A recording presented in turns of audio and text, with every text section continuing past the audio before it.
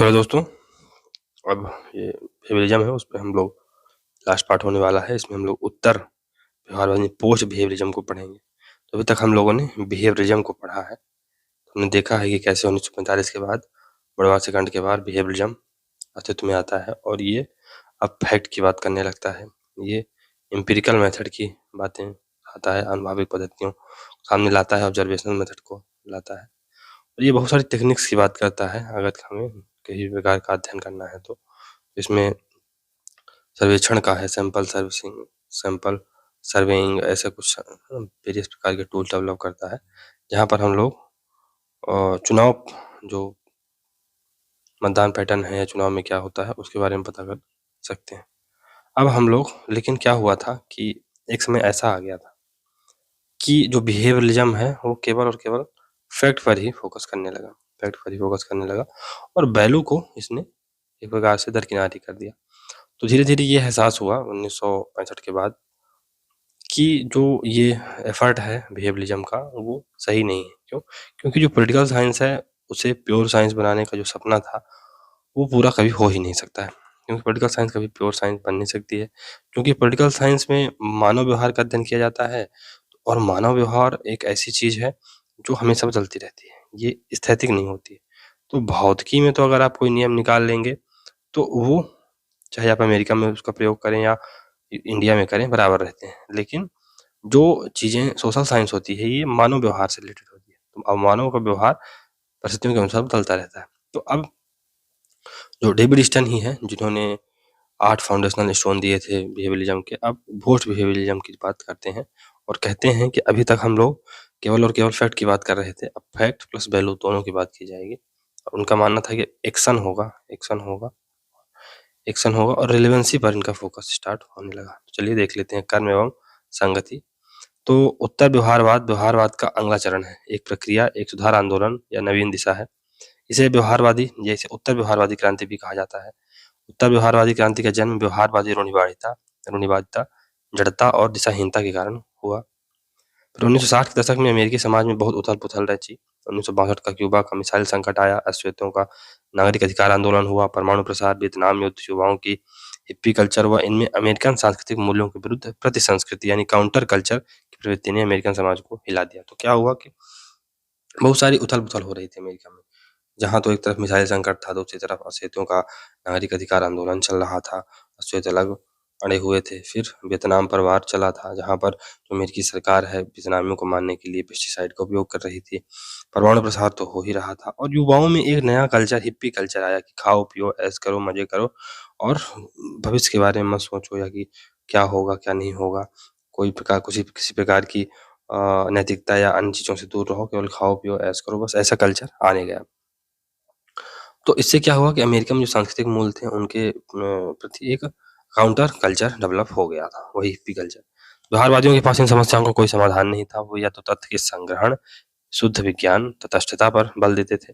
व्यवहारवादी अध्ययन व शोध के लिए केवल वही विषय चुने जा रहे थे जिनमें वैज्ञानिक पद्धति का उपयोग हो सके तथा जिसके साक्ष्य उपलब्ध हों। तो अब ऐसी चीज़ों पर अध्ययन ही नहीं किया जा रहा है कि अब जो स्वतंत्रता है, स्वतंत्रता के अब कितनी स्वतंत्रता है, न्याय कितना न्याय दिया जा रहा है, कैसा न्याय दिया जा रहा है, इस पर आप वो नहीं कर सकते ना, क्वांटिटी आप इसकी डिसाइड नहीं कर सकते हैं। तो आप क्वांटिटी किसकी डिसाइड कर सकते हैं? क्वांटिटी आप डिसाइड करेंगे चुनाव परिणाम की, क्वांटिटी आप किसी सर्वे की करेंगे या किसी अन्य चीज़ों की करेंगे। लेकिन आप जो मूल्य हैं उनकी क्वांटिटी आप डिसाइड नहीं कर सकते हैं। इसलिए ये अपना थोड़ा-सा क्रेज़ खो रहा था। इस प्रकार जो व्यवहारवादी है पद्धति शास्त्र यानी मेथोडोलॉजी के बंदी हो गए और दास हो गए। तो केवल मेथोडोलॉजी हमने जगह पढ़ा भी था ना कि ये केवल प्रक्रिया पर फोकस करते हैं।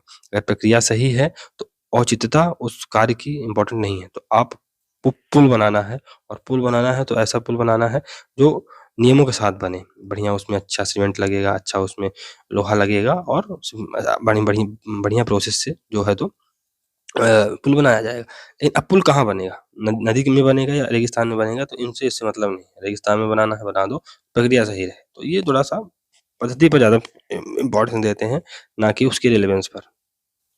तो राजनीति का विशुद्ध विज्ञान बनाने की आड़ में व्यवहारवादियों ने समाज के प्रति अपने दायित्व की अवहेलना की। व्यवहारवाद स्वयं अपनी मूल्य निरपेक्ष आस्था, प्रविधियों आदि का शिकार हो गया। 1962 में थॉमस एस कुन की पुस्तक आई थी the structure of scientific revolution. इसमें कुन ने प्रतिमान पैराडाइम्स की अवधारणा दी। इस अवधारणा के तहत कुन ने कहा है कि विज्ञान कुछ निश्चित पूर्व धारणाओं पर आधारित होता है। विज्ञान कुछ निश्चित पूर्व धारणाओं पर आधारित होता है, जैसे कि सूर्य पूर्व से निकलता है, मानसून वर्षा लाते हैं, तो ये सब चीजें पूर्व धारणाओं पर जो फिजिक्स है या जो साइंस है वो निर्धारित रहती है। वैज्ञानिक समुदाय उनका परीक्षण किए बगैर इन्हें स्वीकार कर लेता है। तो अब अगर ये सिद्धांत है कि चीजें ऊपर से नीचे गिरती हैं, तो अब वैज्ञानिक समुदाय एक बार सिद्ध हो गया है, तब उसको बार-बार सिद्ध नहीं करेगा, उसको बिना परीक्षण करे स्वीकार कर लेगा।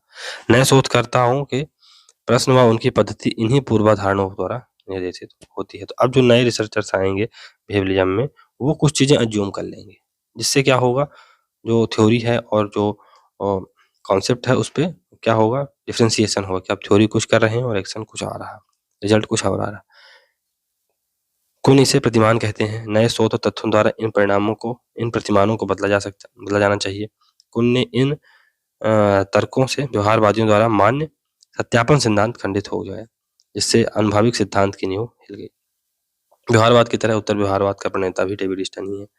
उत्तर व्यवहारवाद कोई सुनिश्चित सिद्धांत नहीं है, ना ही यह किसी पद्धति विशेष का पक्षधर है। मूलतः यह राजनीति विज्ञान को प्राकृतिक विज्ञान के सांचे में ढालने के तरीके के प्रति असंतोष की अभिव्यक्ति है। स्टर्न ने अपनी पुस्तक द पॉलिटिकल सिस्टम में उत्तर व्यवहारवाद के 3 स्रोत बताए।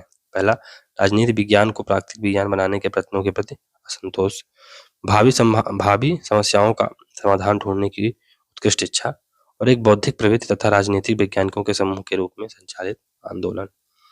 उत्तर व्यवहारवादी आंदोलन में शुद्ध राजनीतिक वैज्ञानिक व शास्त्रीय विचारक दोनों ही शामिल हैं, किंतु इसे परंपरावाद का पुनरुत्थान नहीं समझा जाना चाहिए। यदि परंपरावाद और उत्तर व्यवहारवाद दोनों ही व्यवहारवाद के कटु आलोचक हैं, लेकिन उत्तर व्यवहारवाद की उपलब्धियों और विशेषताओं को बनाए रखना चाहता है। व्यवहारवाद की तरह स्टर्न उत्तर व्यवहारवाद को भी एक आंदोलन या एक बौद्धिक प्रवृत्ति कहते हैं। तो हम थोड़ा सा इसमें अगर डायलेक्टिक्स का या कि जो वाद विवाद और प्रतिवाद का नियम है जो हमने हीगल से सीखा था, उसको देखते हैं, जो हमने प्लेटो में भी पढ़ा था, उसको अगर देखते हैं तो कुछ वो इस प्रकार की जो वाद क्या था, परंपरागत राजनीति थी 1950 तक। प्रतिवाद क्या बना, व्यवहारवाद 1969 तक। तो यहाँ पर जहाँ पर परंपरागत राजनीति थी वहाँ पर केवल और केवल वैल्यू की बात की जाती थी। जो प्रतिवाद था यानी व्यवहारवाद था, वहाँ पर केवल फैक्ट ही फैक्ट इंपॉर्टेंट हो गए। लेकिन जब हम लोग संवाद की तरफ बढ़ते हैं, पोस्ट बिहेवियरिज्म की बढ़ते हैं 1969 के बाद, तो यहाँ पर फैक्ट प्लस वैल्यू दोनों इंपॉर्टेंट हो गए। 1969 में अमेरिकन पॉलिटिकल साइंस एसोसिएशन में डेविड स्टर्न के भाषण से उत्तर व्यवहारवाद शुरू होता है। स्टर्न ने 1969 में अमेरिकन पॉलिटिकल साइंस एसोसिएशन के 65वें अधिवेशन के अध्यक्षीय भाषण, इसका शीर्षक था the new revolution in political science में प्रासंगिकता, रिलेवेंस, सार तत्व, सब्सटेंस व कर्म एक्शन को प्रासंगिकता का मूल मंत्र या प्रासंगिकता धर्म, क्रीडो ऑफ रिलेवेंस कहा। तो आपके पास 3 चीजें होनी चाहिए। पहला तो आप रिलेवेंट हो, जो चीजें आप बता रहे हो आंकड़े इकट्ठा करके आप क्या ही कर लोगे। तो ऐसा कहा जाता है कि जो कोई भी जो विद्यार्थी होता है उसके लाइब्रेरी में डेविड स्टर्न जैसे या व्यवहारवादी थिंकरों की, चार्ल्स मेरियम यंग जैसे थिंकरों की बुक नहीं होती। क्यों? क्योंकि उससे हमें कुछ नॉलेज नहीं मिलने वाला है, केवल डाटा है, व्याख्या है बस। लेकिन उसके एक विद्यार्थी जो कि है उसकी लाइब्रेरी में हमें रॉल्स की पुस्तकें मिल जाएंगी, हमें अमर्त्य सेन की पुस्तकें मिल जाएंगी, हमें नॉजिक की पुस्तकें मिल जाएंगी। क्यों? क्योंकि वो कुछ ना कुछ हमारे जीवन में मूल्य पैदा कर रहे हैं, कुछ ना कुछ हमें दे रहे हैं। जबकि जो ये व्यवहारवादी थिंकर्स हैं उनकी रचनाएं ऐसा कुछ करने में असफल रहीं। तो यही बात है कि 3 चीजें होनी चाहिए। पहला तो आप रिलेवेंट रहें, रिलेवेंसी आपकी समाप्त ना हो। दूसरा, सब्सटेंस आपकी चीजों में रहे, सार तत्व रहे कि आप क्या कहना चाह रहे हैं, रिलेवेंसी, सब्सटेंस और एक्शन भी होना चाहिए आपको। आप घर में बैठे आर्मचेयर थ्योरी नहीं बना रहे हैं, घर में आप अज्यूम कर रहे हैं कि डाटा ऐसा होगा और अपनी तरह से थ्योरी गढ़ रहे हैं, वो एक गलत काम है। तो एक्शन भी आपको करना होगा, समाज में बेसिकली आपको उतरना होगा। तो अब जो पॉलिटिकल साइंटिस्ट है वो अपने आप को सामाजिक घटनाओं से दूर नहीं कर सकता है, उसको पॉलिटिकल एक्शन लेना पड़ेगा, उसको धरातल पर उतरना पड़ेगा। अब वो न्यूट्रल नहीं बना रह सकता है। स्टर्न ने उत्तर व्यवहारवाद को एक क्रांति कहा, जिसके 2 नारे हैं। पहला प्रासंगिकता यानी रिलेवेंस और दूसरा एक्शन। प्रासंगिकता क्रेडो ऑफ रिलेवेंस है जो प्रासंगिकता, उसके मूल मंत्र हैं रिलेवेंस यानी प्रासंगिकता, सार तत्व और कर्म यानी एक्शन। फिर डेविड स्टर्न के अनुसार जो उत्तर व्यवहारवाद भविष्य की ओर उन्मुख है, यह एक व्यवस्थित क्रांति है, यह एक वास्तविक क्रांति है, ना कि व्यवहारवाद के विरुद्ध प्रतिक्रिया। यह विकास है, ना कि अनुरक्षण।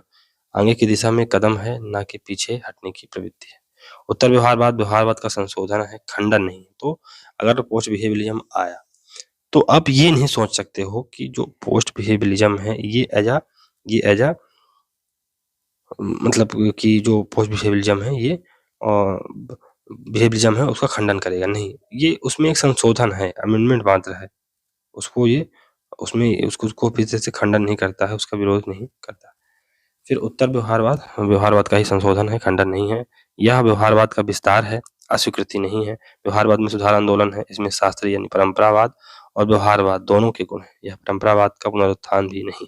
तो ये परंपरावाद का पुनरुत्थान भी नहीं है। ये भी मत सोचिए कि अब यहाँ से परंपरावाद की जो रिवाइवल है वो हो जाएगा। क्यों? परंपरावाद का जो रिवाइवल है वो राल्स की रचना थ्योरी ऑफ जस्टिस से होता है, सॉरी जस्टिस फेयरनेस से होता है।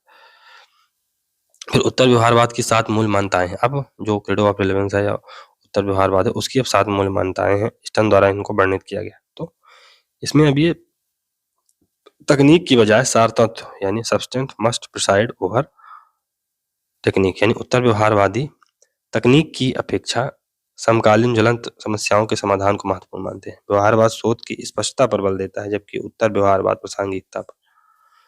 व्यवहारवाद विज्ञान को प्रामाणिकता देता है, जबकि उत्तर व्यवहारवाद प्रासंगिकता को प्रामाणिक मानता है। फिर व्यवहारवाद का कथन है कि गलत होना उतना बुरा नहीं जितना कि अस्पष्ट होना। तो आप अस्पष्ट हो जाइए, आप ब्लफ खेल दीजिए, आप अस्पष्ट हो जाइए, लेकिन आप गलत नहीं हो सकते। गलत होना तो पाप हो गया ना, कुछ डूज एंड डोंट्स होते हैं। तो ये ऐसी चीज है कि आप गलत नहीं हो सकते हैं, आप अस्पष्ट हो जाइए वो चलेगा, लेकिन आप गलत मत होइए। उत्तर व्यवहारवाद का कथन है कि अस्पष्ट होने की तुलना में अप्रासंगिक होना ज्यादा बुरा है। तो पहला तो आप गलत होना बुरा है अस्पष्ट होने से, और अस्पष्ट होने की तुलना में अप्रासंगिक होना ज्यादा बुरा है। यानी आप अप्रासंगिक हैं वो ज्यादा बुरा है, अगर आप अस्पष्ट हैं तो वो चल जाए। कुल मिला के स्पष्ट होना ज्यादा सही है गलत होने से या अप्रासंगिक होने से। सामाजिक परिवर्तन पर बल। तो स्टर्न के अनुसार व्यवहारवाद आनुभविक यथा स्थितिवाद यानी एम्पिरिकल कंजर्वेटिज्म को बढ़ावा देता है। यह वैज्ञानिक होने की आड़ में अपनी रूढ़िवादी विचारधारा को छुपा लेता है। यह तथ्यों के विश्लेषण व घटनाओं की व्याख्या एक स्वयं को सीमित कर लेता है। तो यह तथ्यों के विश्लेषण व घटनाओं की व्याख्या तक स्वयं को सीमित कर लेता है तथा सामाजिक परिवर्तनों की अवहेलना कर देता है। जबकि उत्तर व्यवहारवाद सामाजिक राजनीतिक परिवर्तनों पर बल देता है ताकि बेहतर समाज का निर्माण हो सके। फिर सामाजिक समस्या निदान पर इसमें बल रहता है, इसमें मूल्यों का महत्व रहता है, बुद्धिजीवियों की भूमिका महत्वपूर्ण होती है, और कर्मनिष्ठ विज्ञान यानी एक्शन साइंस है। अब ये ऐसे कमरे में बैठ के थ्योरी बनाने वाला काम नहीं है, अब यहाँ पर एक्शन होगा। तो अब पॉलिटिकल जो साइंटिस्ट है या जो प्रोफेसर है वो कहाँ जाएंगे, वो धरातल पर जाएंगे और वहां से डाटा इकट्ठा करेंगे और फिर अपनी जो अप्रोच है वो बताएंगे और सोल्यूशन देंगे। स्टर्न के अनुसार ज्ञान का क्रियात्मक होना आवश्यक है। जानने का अर्थ है कार्य का उत्तरदायित्व तो अपने हाथों में लेना, और कार्यरत होने का अर्थ है समाज के पुनर्निर्माण में स्वयं को लगा देना। तो जानने का अर्थ है क्या कि कार्य का उत्तरदायित्व, अगर हम कोई चीज जान रहे हैं उसका मतलब क्या है कि हम कार्य का दायित्व अपने हाथों में लें, और कार्यरत होने का अर्थ है कि समाज के पुनर्निर्माण में स्वयं को लगा देना। उत्तर व्यवहारवाद चार्ल्स मेरियम की नागरिक शिक्षा के विचार से सहमत है। बुद्धिजीवियों का दायित्व है कि वो जनता को लोकतांत्रिक मूल्यों की शिक्षा दें। फिर व्यवसाय का राजनीतिकरण। तो पोलिटिसाइजेशन ऑफ वोकेशन या प्रोफेशन, तो अर्थात सभी पेशों का राजनीतिकरण होना चाहिए। तो अब जो पॉलिटिकल साइंटिस्ट है उसके पेशे का भी पोलिटिसाइजेशन होगा।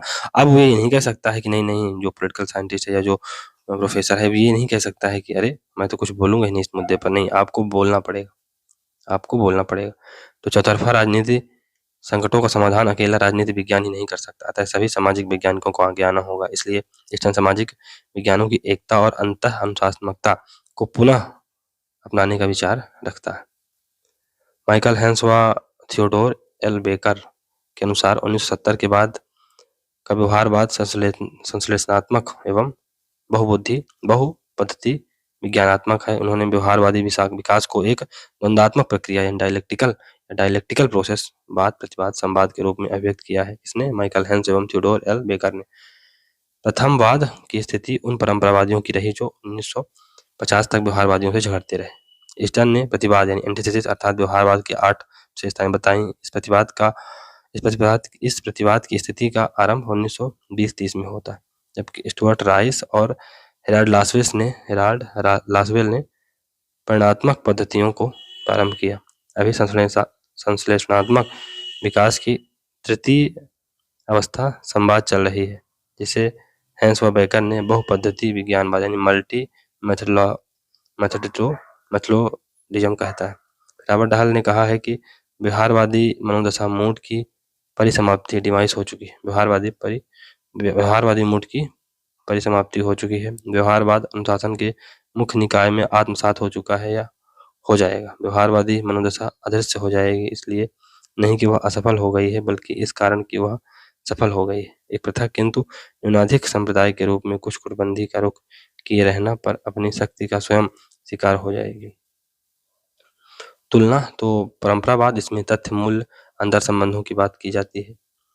फिर जो व्यवहारवाद है, इसमें तथ्य मूल्य पृथक हो जाते हैं, और उत्तर व्यवहारवाद में तथ्य और मूल्यों का पुनः संयोजन किया जाता है। परंपरावाद ये आदर्शात्मक होती है, आइडियलिस्ट होती है। व्यवहारवाद ये गैर आदर्शात्मक एवं व्यवहार परक होती है। तो बेसिकली ये आपके बिहेवियर पर बेस्ड होती है। और ये जो उत्तर व्यवहारवाद है, ये मानवीय दृष्टि से समस्या अभिमुख होता है, मानवीय दृष्टि से समस्या अभिमुख होता है। फिर जो परंपरावाद है, ये क्वालिटेटिव था, यहाँ पर क्वालिटी पर ज़्यादा फोकस किया जाता था, गुण पर। ये जो व्यवहारवाद है, ये क्वांटिटेटिव था, यहाँ पर क्वांटिटी पर ज़्यादा फोकस किया जाता था। और जो व्यवहारवाद है, ये उत्तर व्यवहारवाद है, वहाँ पर गुणात्मक एवं परिणात्मकता यानी कि क्वालिटी प्लस क्वांटिटी दोनों महत्वपूर्ण हो जाती हैं। इसमें नियमितताएं यानी समानताएं व असमानताओं पर बल दिया गया परंपरावाद में। इसमें एकरूपताओं व समानताओं पर बल दिया गया, और इसमें उत्तर व्यवहारवाद में दोनों का प्रयोग किया गया। ये यूरोप केंद्रित थी, परंपरावाद यूरोप केंद्रित था। व्यवहारवाद ये आंग्ल अमेरिकी यानी यूके और यूएसए का केंद्रित था। और जो उत्तर व्यवहारवाद था, इसका जो दृष्टिकोण था वैश्विक था, उपेक्षित क्षेत्रों पर ध्यान से थर्ड वर्ल्ड वार पर ज़्यादा ये केंद्रित था। व्यवहारवादी अस्पष्ट होना गलत होने से अधिक बुरा है। तो उनका कहना था व्यवहारवादियों का कि अस्पष्ट होना गलत होने से अधिक बुरा है, अस्पष्ट होने से तो गलत होना अच्छा। फिर उत्तर व्यवहारवादी तो गलत होना अस्पष्ट होने से अधिक बुरा। अप्रासंगिक सुनिश्चितता से अस्पष्ट होना कम बुरा था। अस्पष्ट होना कम बुरा है, अर्थात प्रविधि से पूर्व सार। उत्तर व्यवहारवाद में नवीनता विज्ञानवाद के प्रति पागलपन नहीं है, इसमें मूल्यों को स्थान दिया गया। अतः शास्त्रीय दृष्टिकोण और व्यापक यानी प्लेटो के आदर्शवाद, मार्क्स के वैज्ञानिक समाजवाद और जीन पॉल सार्त्रे के अस्तित्ववाद का भी इसमें अध्ययन किया गया। तो व्यवहारवाद और उत्तर व्यवहारवाद में अगर अंतर देखा जाए, जो व्यवहारवाद था ये प्योर साइंस पर इसका प्रयास था कि पॉलिटिकल साइंस को प्योर साइंस बनाई जाए। जो उत्तर व्यवहारवाद है, ये अप्लाइड नॉलेज पर ज़्यादा फोकस करता है, क्या प्रैक्टिकेबल है उस पर ज़्यादा फोकस करता है। फिर व्यवहारवाद था, वहाँ पर ज्ञान के लिए ज्ञान की खोज हो रही थी। लेकिन उत्तर व्यवहारवाद में अब ज्ञान तो ठीक है, ज्ञान के लिए ज्ञान है, बल्कि अब ज्ञान की प्रासंगिकता भी हो, रिलेवेंस भी हो, जो आप खोजें कर रहे हैं वो रिलेवेंट हो। ऐसा नहीं कि आप केवल डाटा इकट्ठा किए जा रहे हैं। ये बिष्टि है, ये समष्टि है। जो इसका जो दृष्टिकोण है ये पर्सनल है, और ये पूरा इसका जो दृष्टिकोण है यूनिवर्सल है। फिर ये यथास्थितिवादी यानी स्टेटस कोइस्ट है, और ये परिवर्तनशील है यानी इसमें चेंज की गुंजाइश है। व्यवहारवाद इसमें तथ्य पर फोकस किया जाता है, और उत्तर व्यवहारवाद में तथ्य व मूल दोनों पर फोकस किया। अब नेक्स्ट है उत्तर व्यवहारवाद की आलोचना। उत्तर व्यवहारवाद की आलोचना प्रथम है कि वियतनाम युद्ध, परमाणु संकट व सामाजिक असमानता के खिलाफ जो स्वर उभरा, वो बाद में केवल अकादमिक विरोध बनकर रह गया। द्वितीय, विश्वविद्यालय का शिक्षक अध्यापन, शोध व व्यवहारिक राजनीति एक साथ नहीं कर सकता। वह एक ही समय में एक साथ विद्वान, राजनीतिज्ञ और सलाहकार तीनों की भूमिकाओं को समान दक्षता के साथ नहीं निभा सकता। तो ये बात तो सही है। ईस्टन ने 1997 में प्रकाशित अपने लेख the future of political behaviour face in political science में उत्तर व्यवहारवाद की आलोचना करते हुए लिखा कि राजनीति विज्ञान का लंगर खो गया है। लंगर समुद्र में जो होता है वो वाला लंगर, उसका कोई फोकस नहीं रह गया है। उत्तर व्यवहारवादियों ने व्यवहारवादियों की प्रतिबद्धता की भावना को खत्म कर दिया। रही सही कसर उत्तर आधुनिकता ने पूरी कर दी है। ईस्टन ने स्वयं कहा कि उत्तर आधुनिकता पोस्ट मॉडर्निटी विज्ञान का अंत व इतिहास का अंत, विज्ञान का अंत व वस्तुनिष्ठता की समाप्ति का उद्घोष है। उत्तर आधुनिकतावाद व्यवहारवाद की वैज्ञानिक पद्धति व निश्चित सिद्धांतों के निर्माण के लक्ष्य को ही नकार देता है। तो यही है कि जो ये रेविडिस्टन था, ये फिर से एक नया सिद्धांत लेके आता है। 1997 में अपना लेख लिखता है, और एक नया सिस्टम डेवलप करने की बात करता है। अब ये पहले तो बिहेवियरिज्म को क्रिटिसाइज़ किया, फिर पोस्ट बिहेवियरिज्म को क्रिटिसाइज़ किया। तो फिर लोगों ने कहा कि यार ये अब बंद करो तुम, ये देखो ये नव-व्यवहारवाद के प्रारंभ करने की बात कही, तो लोगों ने कहा बहुत हो गया अब तुम्हारी ये बातें, अब खत्म करो, चलो अब तुम ठंडे बस्ते में जाओ। तो ये बात है। चलिए दोस्तों, यहाँ से हम लोग भी अपने जो ये बिहेवियरिज्म का टॉपिक था, बिहेवियरिज्म पोस्ट बिहेवियरिज्म, उसको ठंडे बस्ते में डालते हैं। तो मिलते हैं अगले वीडियो में, तब तक के लिए good bye, thank you very much for discussion.